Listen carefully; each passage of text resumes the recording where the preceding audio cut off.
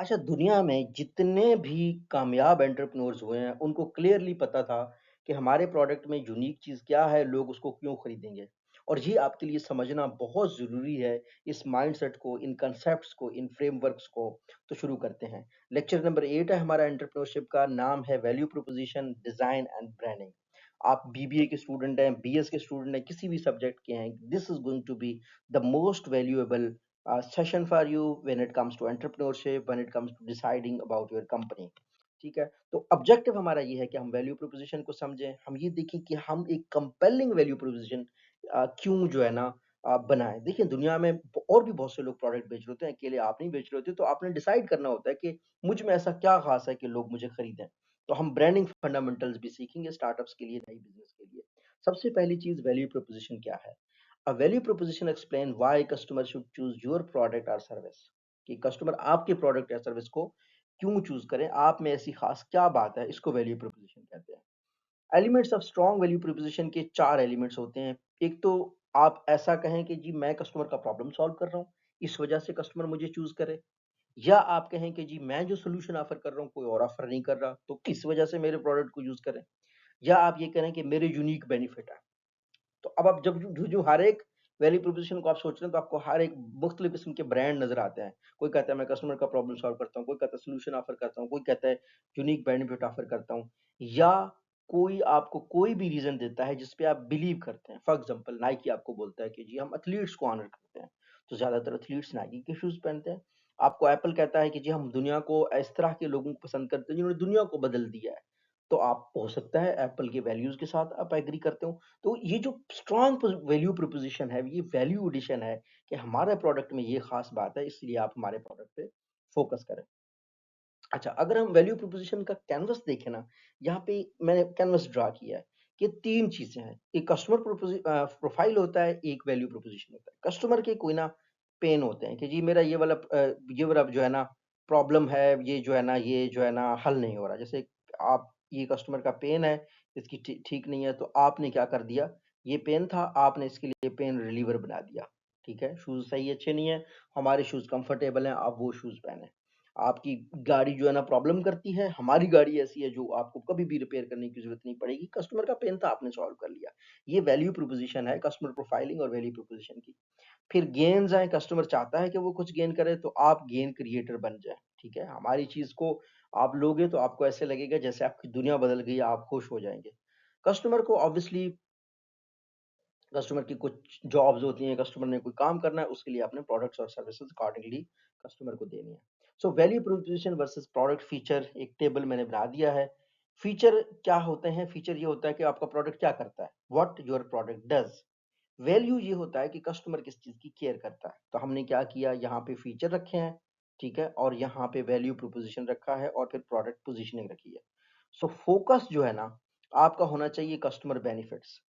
और मार्केट का आप जो पोजीशनिंग करेंगे वो मार्केट डिफरेंशिएशन करेंगे, ठीक है? अगर आपका स्कोप ब्रॉडर है तो वैल्यू प्रोडक्ट पोजीशनिंग उसको नैरो कर देता है। प्राइ अगर आपकी टारगेट ऑडियंस प्राइमरीली कस्टमर्स हैं, तो आपका जो प्रोडक्ट पोजीशनिंग है वो क्या होता है, कस्टमर्स, इन्वेस्टर और इंटरनल टीम्स की जो है ना उसको करता है, पोजीशनिंग को करता है। फंक्शंस आपके ड्राइविंग डेली डिसीजंस होते हैं वैल्यू प्रोपोजिशन में, और जो प्रोडक्ट पोजीशनिंग है वो शेप करता है परसेप्शन को, इन्फ्लुएंस को और चॉइस को। अब हम देखते हैं ब्रांडिंग को कि ब्रांडिंग इटसेल्फ क्या है। सादा अल्फाज में branding is the process of creating a unique identity in customer mind. किसी भी प्रोडक्ट के बारे में आप जब सोचेंगे, उसकी शनाख्त जैसे आपके जहन में आता है, तो वो एक यूनिक आइडेंटिटी है। फॉर एग्जांपल मैं कहूँ एप्पल, मैं कहूँ दराज, मैं कहूँ अमेजोन, किसी भी कंपनी का नाम करूँ, आपके जहन में जो उनकी आइडेंटिटी आ रही है, व्हेन आई से एप्पल, तो आपके जहन में शायद आ जाए कि यूनिक, स्टाइलिश, स्टेटस वाली प्रोडक्ट्स। व्हेन आई से Xiaomi, तो शायद आपके ज़हन में कुछ और है। मैंने इसे ओप्पो, तो आपके ज़हन में कोई ना कोई आइडेंटिटी होगी। तो ब्रांड जो है ना, एक प्रोसेस है, ये आइडेंटिटी खुद से नहीं बनती। ये ब्रांड के जो लोग होते हैं, वो क्रिएट करते हैं, इसको ब्रांडिंग बोलते हैं। तो branding is process of creating unique identity in customers mind. Components of brand क्या होते हैं?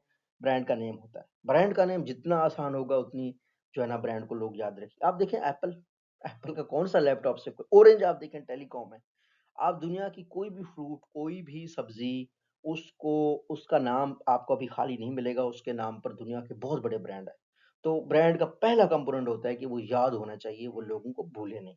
दूसरा क्या होना चाहिए, उसका एक लोगो होता है, उसकी अपनी एक स्टैंडिंग है ताकि निशान से आप पहचान जाएँ कि ये वाला ब्रांड है, नाम के अलावा निशान से भी।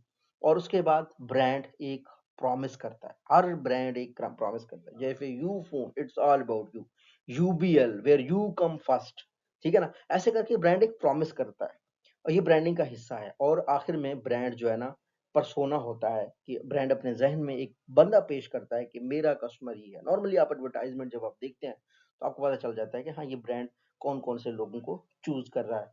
और अगर एक फॉर एग्ज़ाम्पल टायर ब्रांड है तो स्ट्रॉन्ग लोगों को चूज़ करेगा ब्रांडिंग के लिए। कोई अगर कंपनी लग्ज़री वाली गाड़ी है तो उसी हिसाब से वो जिन लोगों को टारगेट कर रहा होता है ना, मेनली उसी प्रोफ़ाइल का वो बंदा दिखाते हैं। फॉर एग्ज़ाम्पल आप एक्टर्स को देखते हैं, जब वो ड्रेस करते हैं एज़ बिज़नेसमैन, जब वो ड्रेस करते हैं एज़ प्लम्बर, जब वो ड्रेस करके ऐड करते हैं, तो वो बेसिकली उस पर्सोना को दिखा रहे होते हैं, जो एक स्टार्टअप ने, जो एक कंपनी ने अपने लिए चूज़ किया होता है। तो branding identity versus image. Identity ये होता है कि what company wants to be, company क्या चाहता है। इमेज ये होता है कस्टमर आपको कैसे समझते हैं, ठीक है? तो ब्रांड आइडेंटिटी, ठीक है ना, the way you want to you want folks to perceive you, ठीक है? आप कह सकते हैं कि जी लैंग्वेज, टोन, आपका aesthetic style, logo, tagline. Brand image क्या है? जो कस्टमर पर्सीव करते हैं, वो आपके इमोशन, आपको इमोशनली अपने साथ वो कर लेते हैं, लिंक कर लेते हैं, अपने इंप्रेशंस देते हैं और रेपुटेशन बनाते हैं आपके बारे में। तो आपने कोशिश करना है ये दोनों अलाइन्ड हो। अगर किसी ब्रांड की बहुत बड़ी कामयाबी होती है कि जैसे ब्रांड चाह रही है अपना आइडेंटिटी क्रिएट करना, वैसे ही ब्रांड का इमेज बन जाए। और ब्रांड्स अपनी इमेज बनाने के लिए बहुत खर्चा करते हैं। आजकल खास तौर पर सीएसआर की एक्टिविटीज़ करवाते हैं और बहुत बड़ी सेलिब्रिटीज़ को अपने साथ मिलाते हैं, अपने एम्प्लॉइज़ का अच्छा ख़्याल रखते हैं, बड़े-बड़े ऑफ़िसेज़ बनाते हैं। तो ये बेसिकली ब्रांड इमेज बनाने के लिए है और ब्रांड आइडेंटिटी के साथ इसको अलाइन करने के लिए है। तो ब्रांड पोज़ीशनिंग होता है defining brand unique place in the market, कि भई हमारा जो ब्रांड है वो कहाँ पे स्टैंड करता है। Brand positioning statement for target customers, our brand provides benefits because reason। यानी आपने किसी भी ब्रांड की जब पोजीशनिंग करनी है तो ये स्टेटमेंट रखना है फॉर टारगेट कस्टमर्स, ठीक है ना? अगर आपका प्रोडक्ट यंग लोगों के लिए तो आप ब्रैकेट में यंग ग्रुप लोग रखते हैं। Our product provides what, best clothes, best shoes, जो भी बेस्ट आप ये कह सकते हैं pain relieving shoes, because we believe in our customers, we believe in solving our customers। So इस तरीके से आप ब्रांड पोजीशनिंग की एक स्टेटमेंट बना सकते हैं अगर आप एक एंटरप्रेन्योर हैं, अगर आप एक स्टार्टअप हैं। सो ब्रांडिंग स्ट्रेटजीज फॉर स्टार्टअप में क्या होता है, डिफरेंशिएशन होती है, कंसिस्टेंसी होती है, स्टोरी टेलिंग होती है और इमोशनल ब्रांडिंग बहुत ज़रूरी है। तो आप कस्टमर्स के इमोशंस के साथ कनेक्ट हो जाएँ। यही रीज़न है ब्रांड जब किसी कंट्री में जाते हैं, तो वहाँ के वेटरन्स, वहाँ के म्यूज़िक, कोका कोला सिर्फ़ हमारे म्यूज़िक को नहीं देखती पाकिस्तान के, वो इंडिया म्यूज़िक को, पूरी दुनिया के म्यूज़िक को देखती है। पेप्सी सिर्फ़ पाकिस्तान के स्पोर्ट्स को नहीं देखती, पूरी दुनिया के स्पोर्ट्स। तो ब्रांड जाके लोगों के इमोशंस के साथ कनेक्ट हो जाती है। ये इस फलाने स्पोर्ट्स के साथ कनेक्टेड है, तो let's pick the celebrities from that sports and let's make the advertisement during that sports. Brand equity model branding की दुनिया का एक टॉप नॉच जो है ना मॉडल है। इसको हमने यहाँ एडजस्ट कर दिया है, अदरवाइज ब्रांड इक्विटी का एक पोर्शन मैं अलग से भी एक वीडियो बनाऊंगा इसके ऊपर। ब्रांड इक्विटी आइकर ने इसको दिया था, तो इसमें एक टॉप क्लास चीज़ है ब्रांड अवेयरनेस। ब्रांड अवेयरनेस क्या है? जब मैं आपसे पूछूं, आप जब मोबाइल फोन के बारे में सोचते हैं, आपके जहन में कौन सी कंपनी आती है? तो जो भी कंपनी आएगी उसकी ब्रांड अवेयरनेस सबसे ज्यादा है। उसके बाद मैं आपसे कहूँ दो और कंपनियों के नाम लें, तो उसकी ब्रांड अवेयरनेस उनसे कम है। अब कंपनियां ये चाहती हैं कि उनकी अवेयरनेस सबसे हाई हो। अवेयरनेस हाई होने का ये फायदा होता है, आपने जब भी कोई चीज़ खरीदनी होती है तो आप उन्हीं से जाके खरीदते हैं। परसीव्ड क्वालिटी, मैं आपसे कहूँ कि आप जिस ब्रांड का आपने नाम लिया है, उसकी क्वालिटी कैसी है? तो आप कहोगे अच्छी क्वालिटी है। ये परसीव्ड क्वालिटी, हर ब्रांड ये चाहती है कि उसकी क्वालिटी अच्छी हो। और अगर उसका अवेयरनेस भी है, क्वालिटी भी है, तो ऑब्वियसली आप उसको लॉयल होते हैं, आप उस कंपनी को बार-बार खरीदते हैं, आप उस कंपनी के लिए थोड़े बहुत और पैसे देने के लिए भी राज़ी होते हैं। तो ये होता है ब्रांड इक्विटी।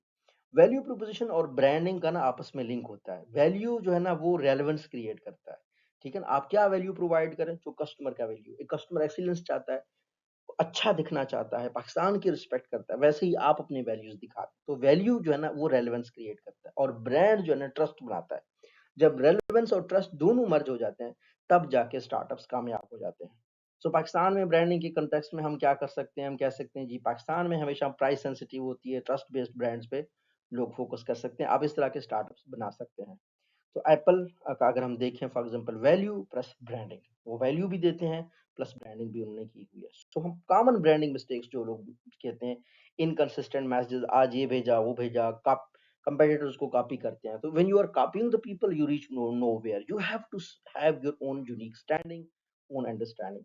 सो समरी हमारी ये है कि strong value proposition builds the brands. And अगर आपको ये चीजें समझ आई तो आप एक रिफ्लेक्शन क्वेश्चन में नीचे मुझे कमेंट सेक्शन में बता दें, what value does your idea deliver to the customer. अगर आप स्टार्टअप फाउंडर हैं, अगर आप कोई प्रोजेक्ट कर रहे हैं तो उसमें आप क्या करेंगे। नेक्स्ट लेक्चर में इंशाल्लाह ताला we will be discussing the marketing mix and go to market strategy. Thank you.